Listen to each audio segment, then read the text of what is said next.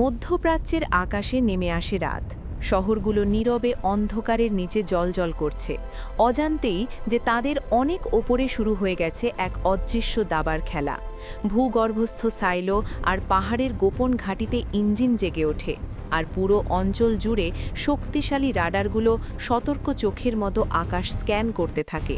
এটি শুধু রাষ্ট্রগুলোর মুখোমুখি অবস্থান নয়, এটি ধ্বংস আর সুরক্ষার মধ্যে এক দৌড়। একদিকে এমন এক ক্ষেপণাস্ত্র ভাণ্ডার যা শত শত মাইল দূরের লক্ষ্যবস্তুতে আঘাত হানতে তৈরি, অন্যদিকে রয়েছে বহু স্তর বিশিষ্ট এক প্রতিরক্ষা ঢাল যা অকল্পনীয় বিপদকে থামানোর জন্য নির্মিত। প্রশ্নটি খুবই সহজ, যখন আকাশ আগুনে জ্বলে ওঠে তখন কোন ব্যবস্থা ভয়ের থেকেও দ্রুত কাজ করতে পারে? শক্তিশালী বাংকারের গভীরে নীরবে অপেক্ষা করে বিশাল সব যন্ত্র। কয়েক দশক ধরে ইরান তৈরি করেছে বিশ্বের অন্যতম বৃহৎ ক্ষেপণাস্ত্র ভাণ্ডার। শাহাব, সেতচিল ও খুররম শাহরের মতো ব্যালিস্টিক মিসাইল প্রস্তুত, দৈত্যাকার রকেট যা মহাদেশ পেরিয়ে যেতে সক্ষম।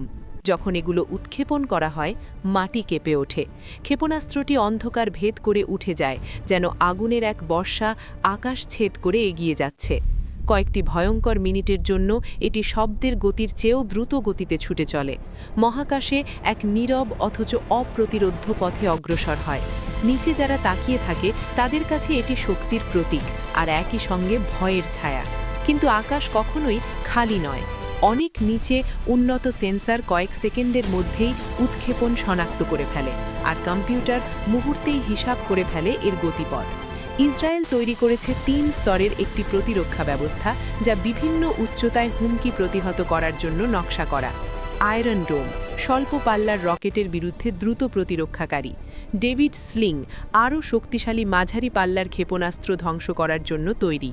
আর বায়ুমণ্ডলের সর্বোচ্চ সীমায় রয়েছে অ্যারো সিস্টেম, একটি প্রতিরক্ষা ঢাল যা ব্যালিস্টিক মিসাইলকে পৃথিবীতে ফেরার আগেই থামাতে চায়। যখন সতর্ক সংকেত বাজে, প্রতিরক্ষা ক্ষেপণাস্ত্রগুলো আকাশে লাফিয়ে ওঠে।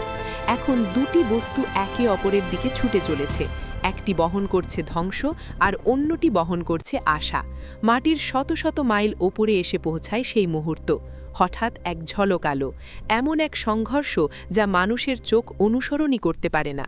এক মুহূর্তের জন্য রাতের আকাশ আগুনে ফুলে ওঠে। মেঘের অনেক ওপরে এক নীরব যুদ্ধ।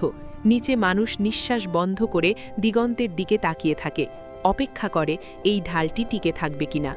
আধুনিক যুগে যুদ্ধ আর শুধু স্থল বা সমুদ্রে সীমাবদ্ধ নয়, এটি এখন আমাদের মাথার উপরে অন্ধকারে ঘটে, যন্ত্র, অ্যালগোরিদম আর মুহূর্তের সিদ্ধান্তের মধ্যে। ক্ষেপণাস্ত্র আরও দ্রুত